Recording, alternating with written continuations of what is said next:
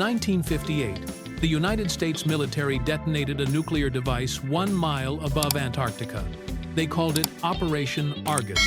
Officially, it was described as a test of atmospheric physics. Some parts were declassified, but most of it remained buried. 3 years earlier, the same government launched Operation High Jump, sending 4,700 soldiers, 13 ships, and 23 aircraft to a continent that supposedly held nothing of interest. The stated mission was cartographic research. Admiral Richard Byrd commanded the expedition. It was the largest military deployment ever sent to Antarctica. The mission lasted 8 months, shorter than planned. Upon his return to Washington, Byrd reportedly told a Chilean newspaper that the continent concealed a threat capable of traveling from pole to pole at unimaginable speed. He was never given a public platform to repeat it. In 1959, a year after the nuclear detonation, 12 nations signed the Antarctic Treaty. The treaty banned all military activity, prohibited resource extraction, and designated Antarctica as a scientific preserve. It also forbade any individual nation from claiming sovereignty. On the surface, it sounded cooperative and generous until you asked the obvious question. Why would you need an international legal framework to protect an empty continent of ice? You do not. What you need it for is to protect something you do not want anyone approaching. This is the story of what Antarctica might really be, what revisionist records suggest existed before the ice, and why nations that carved up the rest of the world's resources left this one place untouched. The answer, if revealed, could unravel everything you think you know about the construction of the modern world. To understand the Antarctica theory, you have to start somewhere seemingly unrelated. You have to start with buildings. Specifically, buildings that appeared in almost every major city on Earth simultaneously in the mid to late 19th century. Train stations, government buildings, World's Fair pavilions, libraries, universities, and banks.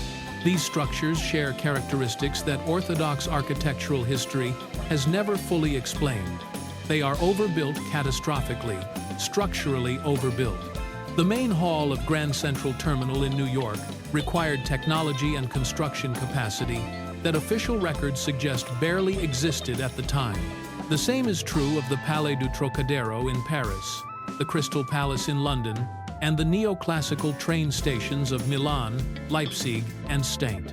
Petersburg, all completed within a 20-year window between roughly 1850 and 1875. Engineers studying these buildings note that the precision of the stonework, the acoustic properties of the interiors, and the thermal regulation systems are not consistent with 19th century construction manuals or the tools available at the time. The windows alone raise questions. Many glass panels were produced at uniform thickness and clarity that the glass-making technology of the period could not reliably replicate. Modern glass manufacturers, attempting to reproduce the exact specifications of Victorian institutional windows, found the results unexpectedly difficult. The process supposedly used by their predecessors simply does not produce that consistency. Revisionist historians who have studied these structures for the past decade call them mud flood survivors. They theorize that these buildings were not constructed in the 19th century at all. They were inherited. A previous civilization built them. Something happened, and those who came after buried the lower floors in debris, repurposed the remaining structures, and told a new story about who built them and when. Looking at photographs from the 1840s onward, the pattern emerges city after city. Institutional buildings have ground floors that make no structural sense, staircases that descend from street level into what are now basements, but were clearly designed as main halls, and windows on the lowest visible floor, positioned as if they were originally mid-building height, not ground level. Streets, according to construction records, were often raised 4 to 8 feet during the latter half of the 19th century due to flooding, sanitation, infrastructure, or urban improvement projects. Chicago is a clear example. In the 1860s, the entire downtown was elevated up to 12 feet using screw jacks. Buildings were lifted, while people remained inside. Officially, the reason was drainage, but the scale of the operation, combined with photographic evidence of the city before and after, suggests something closer to a reset of the visual record than a sanitation upgrade. Post-raising photographs depict a city that seems to have simply grown, while pre-raising photographs look like a city emerging from a flood. Consider also the orphan expositions. The 1893 World's Columbian Exposition in Chicago, known as the White City, was supposedly built from scratch in 24 months.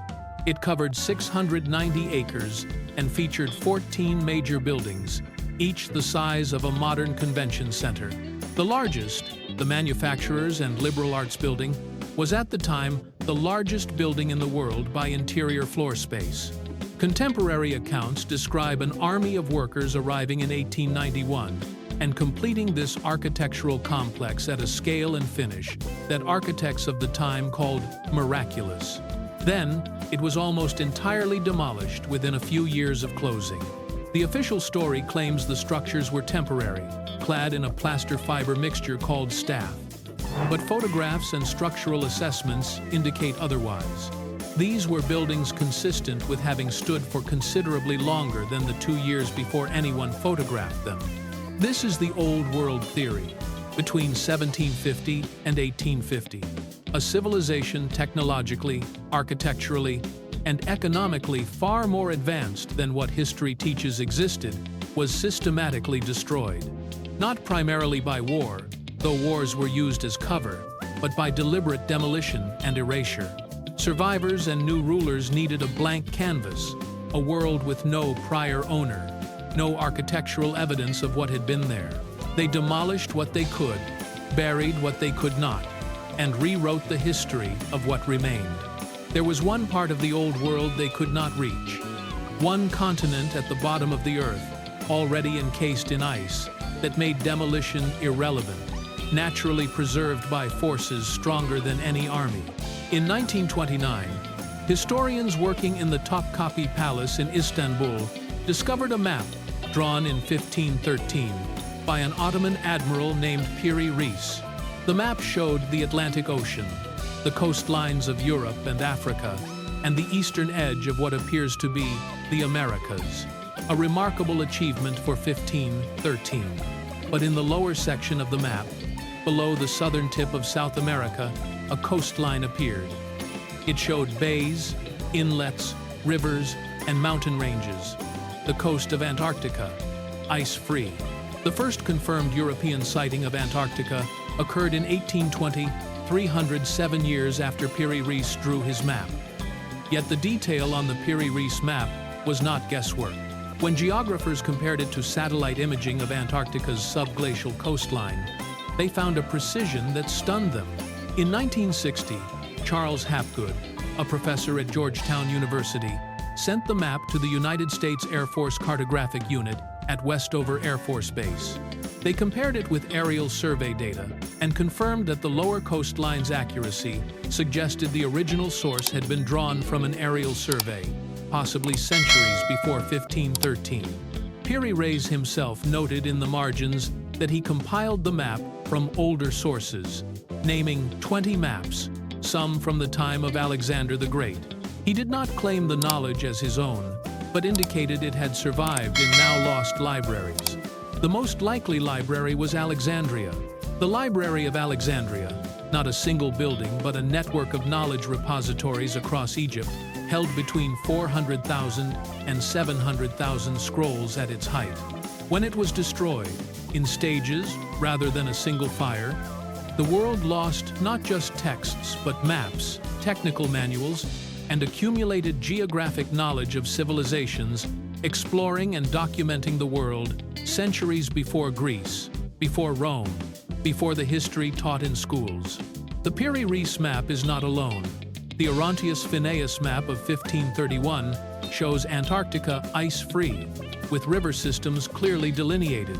The Mercator map of 1569, the era's most celebrated map, labels a massive southern continent as Terra Australis, matching subglacial topography more closely than any landmass known at the time.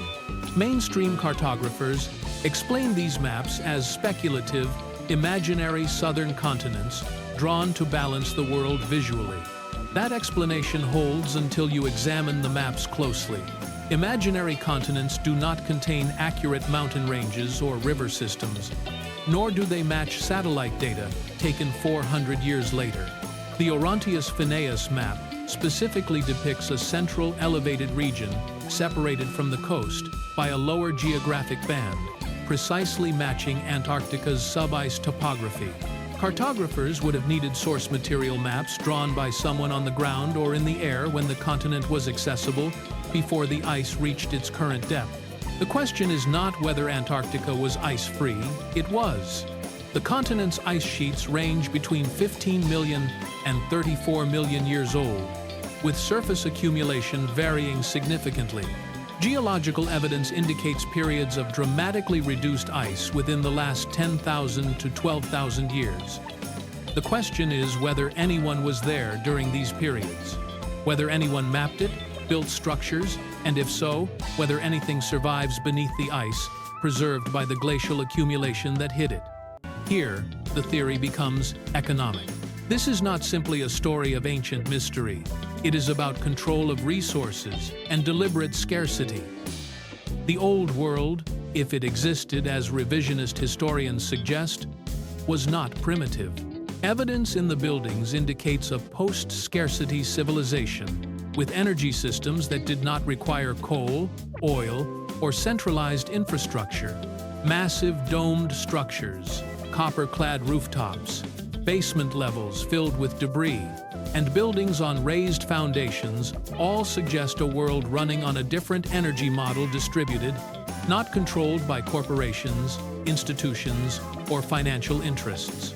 Nikola Tesla is relevant not as a conspiracy figure, but as a data point.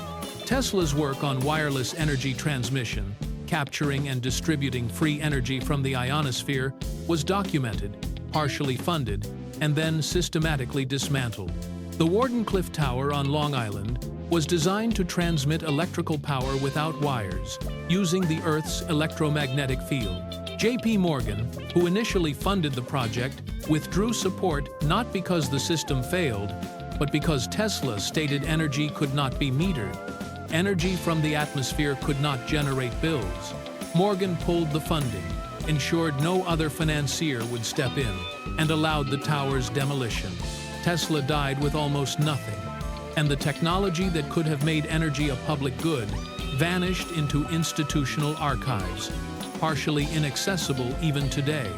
The economic logic of the modern world is built entirely on scarcity. Scarcity of energy, of credit, of land, and access. Banking and corporate structures that emerged in the 19th century, the very period when the Old World theory claims demolition occurred, depended on maintaining scarcity. A civilization that solved energy needs would not require coal mines, oil wells, or financial instruments to control extraction industries. Debt-based monetary systems, codified between 1840 and 1913 in industrializing nations, make sense not as natural evolution, but as a replacement system, a system filling the vacuum left by destruction.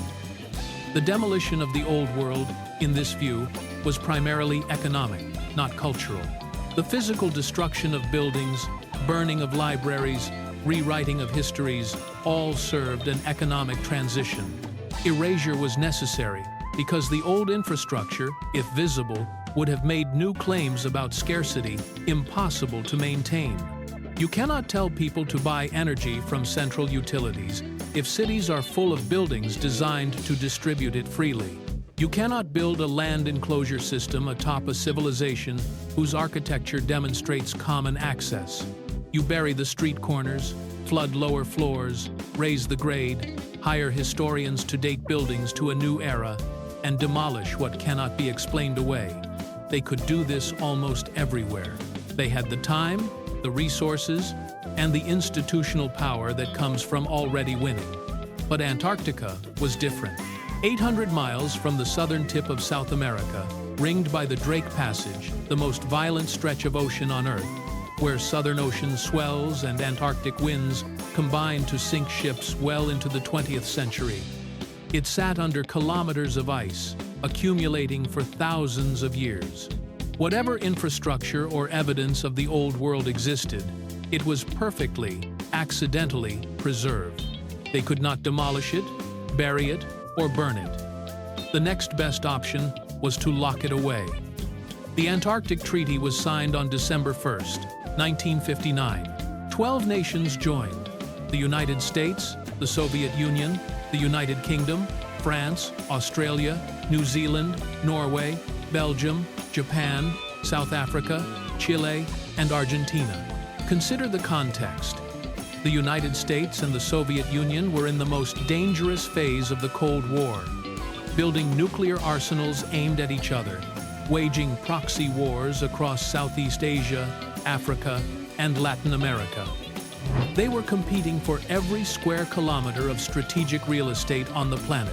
The Suez Crisis had shattered the European colonial consensus just 3 years earlier.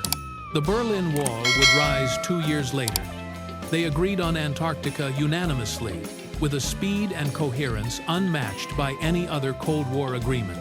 The treaty froze territorial claims, prohibited military installations, banned resource extraction, and required that all scientific research conducted be shared among signatories.